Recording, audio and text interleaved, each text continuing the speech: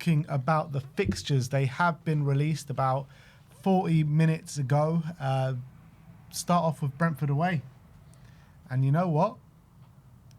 Brentford away, one game a week. Remember that season? I do. Finished 5th in the league. Can we repeat it? Not only that, we also had a horrible run-in late in that season as well, and very, very reminiscent of our first season under Ange Postecoglou. That was also very much summer of change, as every summer seems to be at Tottenham. That was, we left Antonio Conte the season before, had a horrible end to the season. Those were crisis days when we were finishing 8th in the league after missing out on European football. Nowadays, crisis is nearly missing out on Premier League football, let alone European. But the fixture list is... It's the fixture list, I guess. It's hard to, what can I say, too much. But I think the most notable stuff, definitely the run-in. That is clearly very, very difficult, the last 5 games. But it's hard to know where exactly each team's going to be at, so it's hard to judge on each team. I think we have a fairly good, laid out fixture list, apart from May, I would say. I think all the other months seem fairly manageable. But having said that, I think teams look at Tottenham now as an easier game than they would have before. So are we in the easy category at the moment? Let them think we're in the easy category. Yeah. Let them think that. They'll be in for a rude awakening. I mean, Brentford away is not like the best start. I'd rather, I'd probably rather start the season at home, maybe against an easy side, because Brentford are just one of those teams where, they know what they're doing. They're settled. The thing is, right, I don't understand, because usually when you start away, you end at home. Who was our first game? It was Burnley at home, wasn't it? So we actually had a home game first and last time as well. So maybe it does make sense. But yeah, Villa away to end off is going to be tough. Look at that May. Arsenal away, Chelsea at home, Coventry away, the FA Cup final, which we'll be in, Manchester United, and then Villa away. So that is an incredibly tough running. But when the fixture list comes out every year, you look to see when you're going to play your rivals. And let's see when we're playing West Ham. Oh, it must be a glitch. No? Something's going on. Something's gone wrong there. So I don't when see is the West Ham fixture? Can you see West Ham there anywhere? Anyone? Not sure. No. Check one more time. No. Seems maybe we'll get them in the second round of the Carabao Cup. You never know. But look, did they come in the first round? I don't know. I don't even know these days. No, I think they're in the second round as well. But I think when you look at it, I think the fixture list is really nicely laid out. You don't have too many top teams clunked together. Apart from May, I think that you have the majority of the top 6 away in the first half of the season as well. Second half of the season, as you said to me in the car, it's only Arsenal away in the second half. So yeah, that's quite a crucial thing. I think getting all the top 6 teams away from home out of the way in the first half. So, I mean, obviously it can go 2 ways. I think it worked in Arsenal's favour, I think, isn't it? They had a lot of their away games maybe this year, last year, they did. laid out first. And I think it does work out, because if you get any sort of result all of a sudden in the second half of the season when you're a bit more settled, especially with us when we're not going to have European football and all these other teams will, they're coming to our stadium. It may be in times where they might be having European fixtures, maybe in the latter stages in knockouts, and we're going to be fresher, and they're coming to our ground where hopefully we're a lot more confident than we were last season. Obviously, we have to see the improvement in the home form, but there has been improvement, hasn't there? You have to say we finally got that win, which is mad to think about. Got 3 wins at home last season, and we finally got it at the last day. But the improvements, the performances at home under De Zerbi were much better, weren't they? We're unbeaten at home, actually. Unbeaten at home, yeah. 2 draws and a win, isn't it?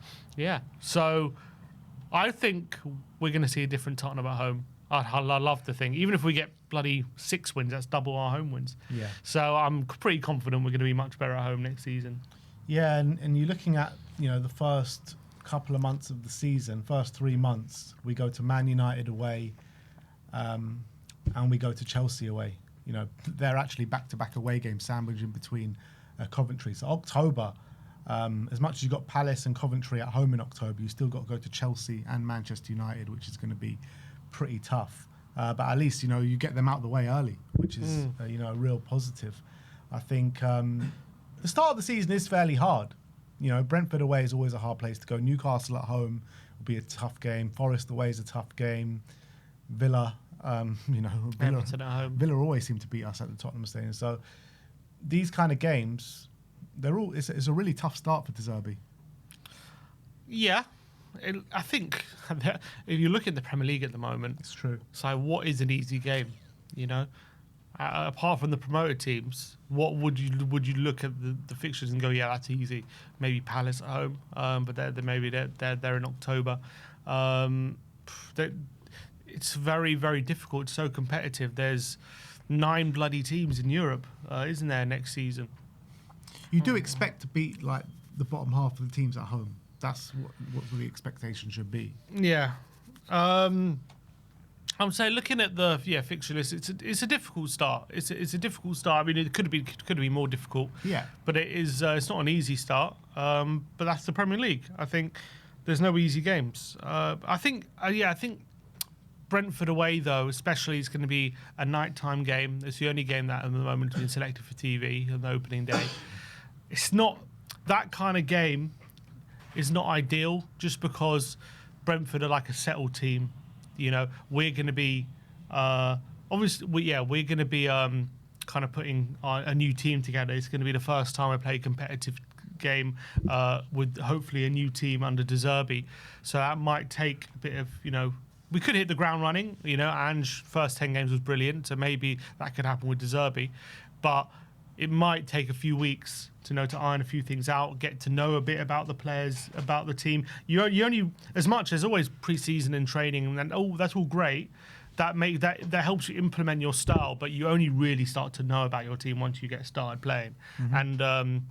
And sometimes you think this is the way you're going to do things, and then if you actually watch them playing a game and it doesn't work and you have to change it. My point being is Brentford are the kind of team, they just know exactly what they're doing and they know how they want to play. They know each player's strengths immediately. They're not going to overcomplicate things. So going away to them in the first game is just not ideal. You'd rather go because they're going to be a bit pragmatic. They're not going to make it easy for you. And they're going to go set pieces. They're going to throw caution. They're going to be aggressive. They're going to try and bully us as well, which can be an Achilles heel for a De Zerbi team sometimes. So I'd rather be playing maybe a team that's going to go at us a bit more, and we can maybe take them by surprise, to be honest, rather than a team like Brentford. But it's not an easy game, especially under the lights. But you know what? That was our first game under Ange. We got a 2-2 draw in that one. Frank was the manager back then. We'll see. Maybe we can surprise a few people. The thing is, you never know what kind of Brentford are going to turn up. That's the thing. It's a difficult start, but it's a good first test for Roberto De Zerbi to start the season with. And you'd like to get these games out of the way as well. That probably goes for the majority of away games in the Premier League, to be fair. I think December looks tasty. You've got a double header against Fulham and Arsenal at home, Hull and Liverpool away back-to-back, and then Bournemouth and Brighton at home back-to-back. So some tough home games in there, and Liverpool away, which is obviously one of the toughest games of the season. So Arsenal coming in early December and early May. Yeah, which is, first of all, we're playing them at home first. We usually, most seasons, play them away first, don't we? Play them at home later on. And, December. When was the last time we played them in December? Yeah. And May. We're playing them in May. Yeah, I think the last time we played them wasn't the 3-0 one in May, or was that late April? The 3-0 one, that was in May. That was in May, yeah. Yeah. That was in May. Obviously, the last North London derby at Highbury was in May. The last North London derby at Highbury, yeah. I think that's the only 2 times I can remember. We played them when we played them under Ange. That was, I think, April, though, when we were 3-0 down. We got back to 3-2. What about when we drew 2-2 when Gina scored? Was that in May? That was like late on in the season. I think that was April. April. I think that was April. Yeah, we haven't played them in May that late on. Could be a lot riding on that game. Could be a lot riding on that game. When was the last time we played them away second? I'm off the top of my head, trying to remember. I swear we always played them at home second. I think the last time we played them away second, off the top of my head, I think was under Mourinho. We lost What, the Lamella game? Yeah, that's probably the last time. So like 4 or 5 years ago.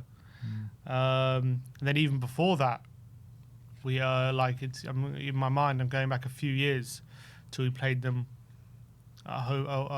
away second. You're looking at probably, bloody hell, 20 away second. Yeah, 2012 maybe, when we lost 5-2. Yeah, which is like 2 in like 15 years. That's it's crazy. But look, it's either how rare it is. It's either what we can go to the Emirates, win the league, or stop them winning the league. You know, one of the two. Or claim Hopefully it Champions goes League that far. football. Hopefully it goes that far. 3 games in March only, 3 games in April only. I like our run from like February up until May, or even January up until May. You know, I think we can get a lot of points on the board from January to May. From January to May, yeah. That's also, I think we have some good spells in the fixtures. I think, look, if you're just judging it by top 6 and how spread out that is, obviously they're quite clumped together. But I think there are some decent runs you're looking at. I think, as you say, January to May. I think up until October, not like loads of top 6 games as well. Up till the end of November, Up until the end of November, it's not. We've got United away and Chelsea away, and that's it. Up until the end of November, but obviously you're still discounting all these other teams who are so hard to play against, who have shown us up over the last few years. You look at our away games, February to March. You got Brighton away, Bournemouth away, Everton away, Newcastle away, Arsenal away. Well, that's all our away games in a row, and they're all very difficult games. Yeah, they're all difficult games. Yeah, I don't think there's no really easy games, is there, in the Premier League? In terms of if you're looking at games, obviously we're not in Europe, but if you're looking at maybe games in between cup games, is there anything of note there? I'm just looking on the screen. Well, I think I don't know for sure, but Arsenal away could be sandwiched in between a Champions League quarters or semi-final or something like that. That could be quite significant. So the FA Cup final would be sandwiched in between United at home and Coventry away. I mean, that could be helpful. You know, if we got a FA Cup final, if we're somehow in that, and we have to rest a few players against Coventry away, that's not a bad situation. I'm just seeing when the Champions League. That's the knockouts. I don't think it says when the knockouts, wouldn't it be? No, I mean the group phase. Oh, yeah, there. They're knockout phase. 4th and 5th of May. Yeah, so 1st of May. Yeah. So we'll play if Arsenal get into the Champions League semi-final. We'll be playing them just before the first leg. I think that's quite significant. Well, they have to get there first. Of course. Well, it actually is going to be sandwiched in between. Because it's the second leg, the 4th and 5th of May. The first leg is 27th, 28th. So North London Derby will be bang in between that. Nice. Get into them. Exactly. Win the game and stop them winning the Champions League. That would be beautiful. In terms of any other where are the other FA Cup games? Well, the FA Cup is a bit because it's a separate week, isn't it? So it doesn't really matter. Yeah, I guess you've got to look at the Carabao Cup if you're going to look at that. You go to the Carabao Cups. So the Carabao Cup final. The Carabao Cup final would be that's 21st of March. Yeah, same weekend as Everton away. So what about the other? Go to the first half of the season. So December, if we get to a semi-final where the 2 legs are. Where you see those Carabao Cup games, that is the only time we're going to play 2 games a week, pretty much. So so if we get to a Carabao Cup semi-final, the first leg would be sandwiched in between an FA Cup third round and Leeds at home. That's not bad. When will the second leg be? Because is it not in January? second leg would be in February, sandwiched in between Sunderland at home and Ipswich away. Also pretty good. So that's all right if we end up in a Carabao Cup semi-final. Pretty kind fixtures around those games, which is not bad. Or another notable fixture, January 2nd, first game of the new year will be Man City at the Etihad.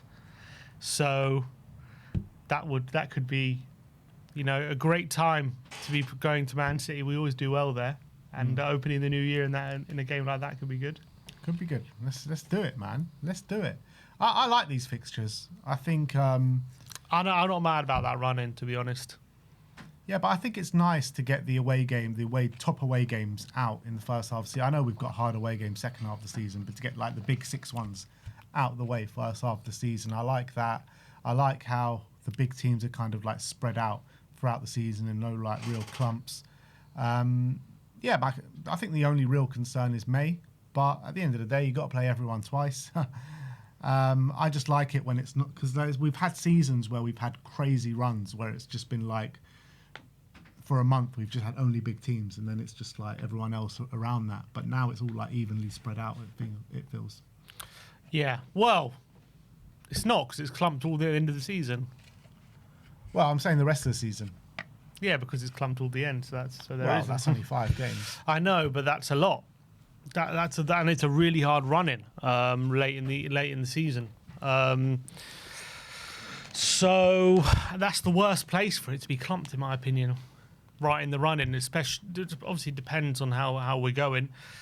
But if we're fighting for something, and then it's a very tight race for what race is, and then you come into that run-in, it's quite a daunting run-in. It's not daunting. We'll do them all. We'll do them all. Villa away, they're going to fall off this year. We'll do them. Last game of the season. Man United, is that our last home game of the season, Man United? That's going to be an interesting one. I don't remember ever playing like a team as big as Manchester United last game of the season at home. Last game with the Lane? Yeah, that was probably the last time. Yeah. So, and that season ended off well. So let's do it, man. I think Arsenal away, Chelsea at home, Coventry away. Apart from United Arsenal at away, home. I'm not too daunted by those fixtures. Just saying, it's a very tough run-in. Very tough run. I mean, playing 3 of the top 6. Well, 4 of the top 5. Yeah, 4 of the top 5 from last season. Well, Chelsea won. Oh yeah. 3 of the top 5. 3 of the top 5 plus 3 of the top 5 plus Chelsea. Yeah. In the final one to May. I mean, could have been easier, if I'm being honest. But hey ho, I just remember that season under Ange, we were doing well, and we were in the ascendancy in that top 4 fight, and then that running came and we fell apart. Yeah, but we had a lot of it was down to injuries as well. Though we had barely any players left. I know, it wasn't that. It was just the difficulty of the fixtures on that season. I think we're going to have a better team, hopefully. Yeah, let's see. If we do sign Tonali, Newcastle away, home. Sorry, second game of the season could be feisty. If what? If we do sign Tonali. Yeah, he is going to be a pantomime villain that day. Yeah, that could be interesting. When are we going to the bridge? When will that be? It's early. Going to the Scroll bridge up. is in the first few months of the season. No, up. September, is it? October. Chelsea away. Okay. Old Trafford, yeah. In it's October. Pretty nice November. Leeds away, Ipswich at home, Sunderland away. Not bad. Yeah, and I feel like Sunderland are going to drop off this season. Leeds might drop off a little bit as well. If you just take it month by month, there's no real month I'm daunted by apart from May. Yeah. May's the only one. That's what I'm saying. Is where you're like, God, how are we going to manage that? But that's the worst one to have it there. I wish it wasn't in May. But maybe we can build some momentum going into May with the fixtures. Maybe. We will build momentum going in. We will. We're going to have a good season, people. European football is coming back home.